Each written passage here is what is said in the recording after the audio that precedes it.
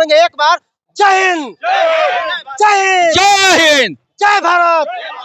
भारत माता की, भारत माता की। बहुत बढ़िया है। तो इस देश का मुसलमान कैप्टन वीर हमीद भी टैंक में कूद करके पाकिस्तान को जवाब दिया है। इस देश का एक एक मुसलमान, मैं एक इस भारतीय होने के नाते मैं कादिर अंसारी कहता हूं कि युद्ध का आह्वान करे प्रधानमंत्री।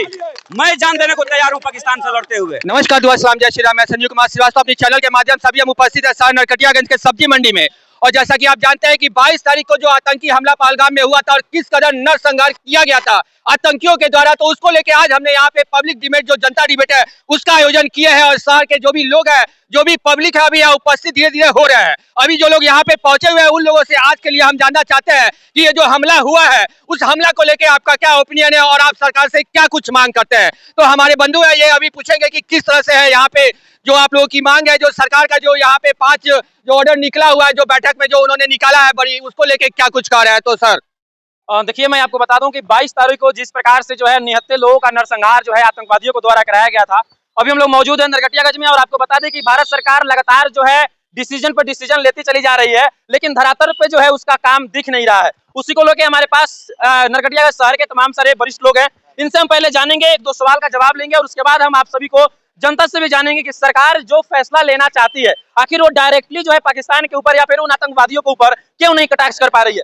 हमारे साथ इस शहर के जो है समाजसेवी और पूर्व में इस शहर के चेयरमैन भी रह चुके हैं, अखिलेश राज है, इनसे हम जानते हैं। तो 22 तारीख को जिस प्रकार से निहत्थे लोगों के साथ जो है नरसंहार आतंकवादियों ने किया है, और उस पर जो है कैबिनेट ने जो है बहुत सारे ऐसे जो है अहम फैसले लिए हैं, लेकिन कहीं ना कहीं अभी भी जनता उस फैसले से खुश नहीं है। तो क्या कहिएगा इस पे?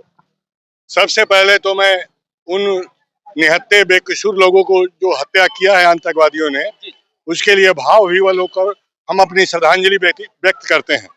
ये इस देश की आत्मा पर चोट पहुंचाया है आतंकवादियों ने, पाकिस्तान ने। और हम अपने माननीय प्रधानमंत्री जी से ये जरूर पूछना चाहते हैं कि आपका सुरक्षा कहाँ था? राष्ट्रीय सुरक्षा सलाहकार डोभाल साहब कहाँ थे? क्यों नहीं अभी तक कोई कार्रवाई हुई? ये सिंधु जल संधि और ये सब करने से कुछ नहीं होने वाला है। आप सीधे वहां चढ़ाई कीजिए और जितने भी आतंकवादियों का सेंटर पाकिस्तान के अंदर बना हुआ है उसको भस्मीभूत कीजिए। ये जनता चाहती है, सभी के प्रधानमंत्री हैं और आपके लिए हम लोग यहाँ आपके साथ खड़े हैं। आप उनको कीजिए। और इस देश की एक और हमारी मांग है कि ये देश सनातन काल से चल रहा है और उसका एक बहुत बड़ा गुण है कि वसुधैव कुटुंबकम का ये नारा दिया था, जिसका मतलब है कि इस विश्व में जितने लोग हैं सभी हम भाई भाई हैं। तो फिर उस भावना के हिसाब से आज देश में जो फेक यूनिवर्सिटी है या आईटी सेल है या झूठे जो दुष्प्रचार हो रहे हैं जिससे भाईचारा खत्म होती जा रही है, इस पर माननीय प्रधानमंत्री जी से मेरा अनुरोध है कि इस पर जल्द से जल्द लोग रोक लगावें, जिससे कि हमारे देश की भाईचारा कायम रहे। हिंदू, मुस्लिम, सिख, ईसाई, जैन, पारसी सब हम लोग मिलजुल कर जो आप जिन भाईचारा को जो है कहीं ना कहीं लागू करने के लिए प्रधानमंत्री से आप जो रिक्वेस्ट कर रहे हैं, लेकिन एक तरफ जो है वहां पे आतंकवादियों ने जो है जाति और मजहब को पूछ करके कहीं ना कहीं ऐसे कत्लेआम किया है, तो क्या माना जाए इसको? देखिए, ये एक बहुत बड़ी साजिश है। वो जानते हैं पाकिस्तान के लोग कि हमारा ये हिंदुस्तान है, ये यहाँ के लोग बहुत ही धार्मिक और दयालु और सहिष्णुता वाले लोग हैं। अगर हम इस तरह के धर्म और जात का जो नाम लेकर उन लोग पूछा है, जिससे कि एक भारत में एक संदेश जाए कि ये लोग धर्म पूछकर मार रहे हैं और हमारे भारत के जो तहजीब है, जो प्रेम गंगा जमनी तहजीब चल रही है, सभी मिलजुल कर रहे हैं, उस पर चोट पहुंचाने का काम कर रहे हैं। इसीलिए तो मैं कह रहा हूं अपने माननीय प्रधानमंत्री जी से कि आप सबके प्रधानमंत्री हैं, आपका सबके साथ विश्वास जुड़ा हुआ है। आप तुरंत अटैक कीजिए और पीओके के साथ पाकिस्तान के उन तमाम आतंकवादियों को उसको खत्म करने का काम कीजिए।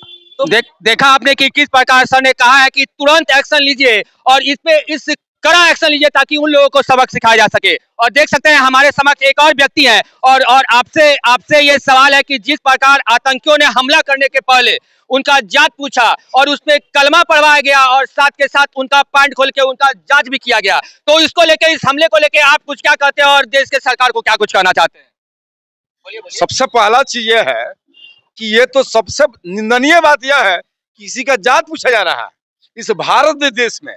और ये इसलिए निंदनीय है कि भारत देश में, अरे भारत देश है, हिंदू, मुस्लिम, सिख, ईसाई सबकी देश है, लेकिन आपने जात क्यों ना पूछा? इसलिए कि मुसलमान है।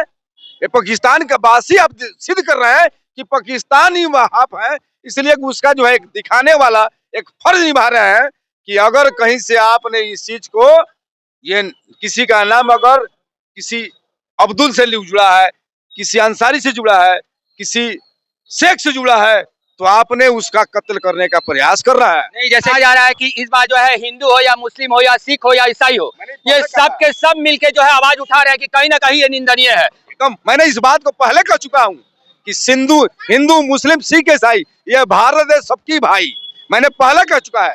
लेकिन यह ऐसा एक चीज है, अगर किसी ने एक बात रखा है तो पूरे हिंदुस्तान, हिंदू मुस्लिम सिख ईसाई आज सब है एक भाई। इस बैठक में जो निर्णय लिया गया था कि सिंधु घाटी का पानी जो है वो बंद कर दिया गया है, तो सर आपको क्या लगता है ये पानी बंद होने से कहीं ना कहीं पाकिस्तान का कमर टूटेगा? नहीं, पानी बंद करने से कोई फायदा नहीं है। मानवता इंसानियत के नाते पानी बंद करने से कोई फायदा नहीं है। उस पर अटैक कीजिए, जैसा किया उस तैबरी कीजिए कि 50 वर्षों तक भारत में हिंदुस्तान के लोगों पर ऐसा कदम नहीं उठाए, सोचे भी नहीं ऐसा। 50 वर्षों तक इस देश पर वो सोचे भी नहीं ऐसा करने के लिए। इस देश में हम लोग हिंदू मुसलमान भाईचारा हम लोग बना के हैं, हम लोग बना रहेगा इस देश में, मगर वो तोड़ने का चाहता है, वो तोड़ने नहीं हम लोग देंगे। अच्छा, जैसे कि मैं आपसे चाहूंगा कि जैसे सीसीएस की बैठक में जो है सरकार और कैबिनेट ने जो फैसले लिए कि सिंधु जल समझौता को जो है रोकने के फैसले हो, या फिर पाकिस्तान को 48 घंटे के जिस प्रकार से अल्टीमेटम दिया गया, वो अल्टीमेटम जो है कल 27 तारीख को देर रात जो है खत्म हो गया है। सबसे पहले यहाँ जितनी जनता है सब लोग से बोलेंगे एक बार जय हिंद, जय हिंद, जय हिंद, जय भारत। भी स्टेटमेंट सामने आ रही है कुछ जो है मीडिया रिपोर्ट के अनुसार कि पाकिस्तान के बहुत सारे ऐसे सैनिक हैं जो कि भारत के इस फैसले के बाद जो है इस्तीफा देना शुरू कर चुके हैं। तो इसमें जो है आप क्या कहिएगा, जिस प्रकार से पाकिस्तान डरा हुआ है, सहमा हुआ है, और क्या आपको लगता है कि सिंधु जल समझौता को रद्द करने से जो है पाकिस्तान की कमर टूट पाएगी? बिल्कुल नहीं टूट पाएगी।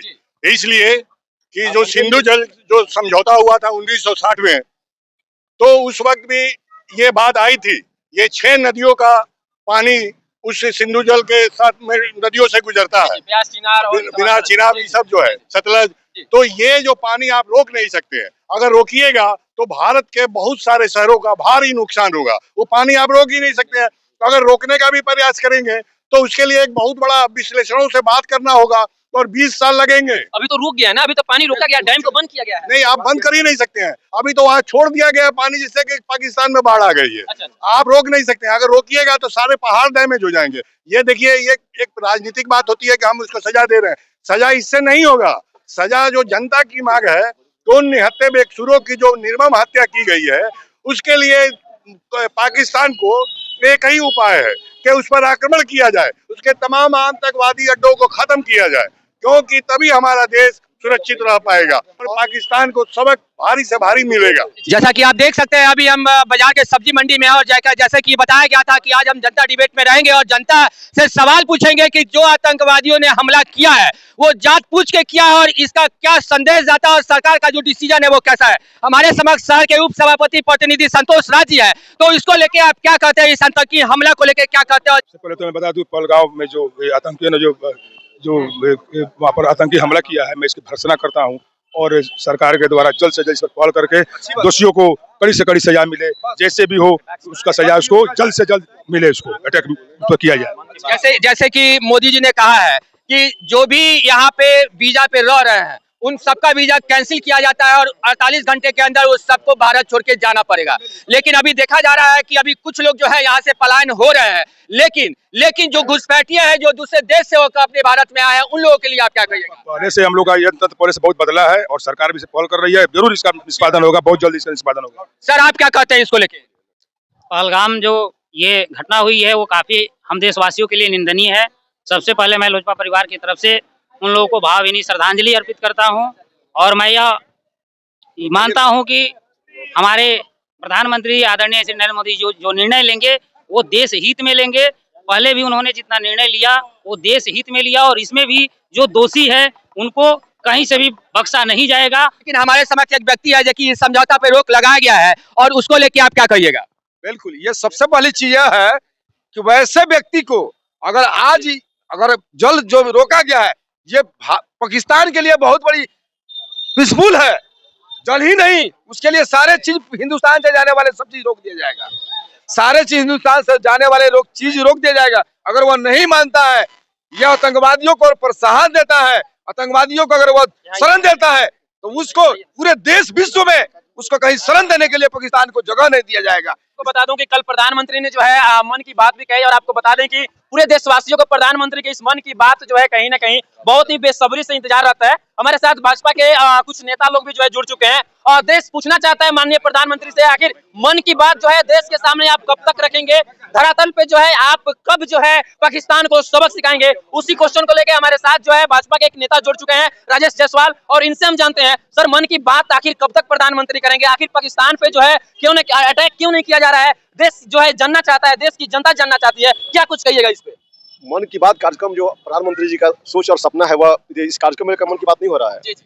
मन की बात कल 121वां एपिसोड चल रहा था माननीय प्रधानमंत्री नरेंद्र मोदी जी की, और मन की बात हमेशा शेयर करते हैं, ना कोई पॉलिटिकल कोई कार्यक्रम नहीं है मन की बात माननीय नरेंद्र मोदी जी का। और देश के विदेश के ग्रामीण क्षेत्रों में शहरी क्षेत्रों में जो काम हो रहा है उस पर उनका फोकस रहता है। पहलगाम में जो है मन की बात की जो है पहली जो है लाइनिंग उनकी पहलगाम से ही शुरू हुई थी, लेकिन पहलगाम में हमले में मारे गए जो 79 लोग हैं आतंकवादियों ने जिन पर प्रहार किया है, आखिर पाकिस्तान के ऊपर या उन आतंकवादियों के ऊपर डायरेक्टली अटैक क्यों नहीं कर रहे हैं और क्यों नहीं आपकी कैबिनेट कर पा रही है, इस पे मैं क्वेश्चन जानना चाहता हूं। पहलगाम के बाद तो माननीय नरेंद्र मोदी जी नहीं, आज देश के सभी नौजवान बच्चों के सभी लोगों के जवान पर आज पहलगाम है। जो भारत से प्रेम रखता है, जो भारत के सच्चे सिपाही है, उनके हर जवान पर आज पहलगाम है।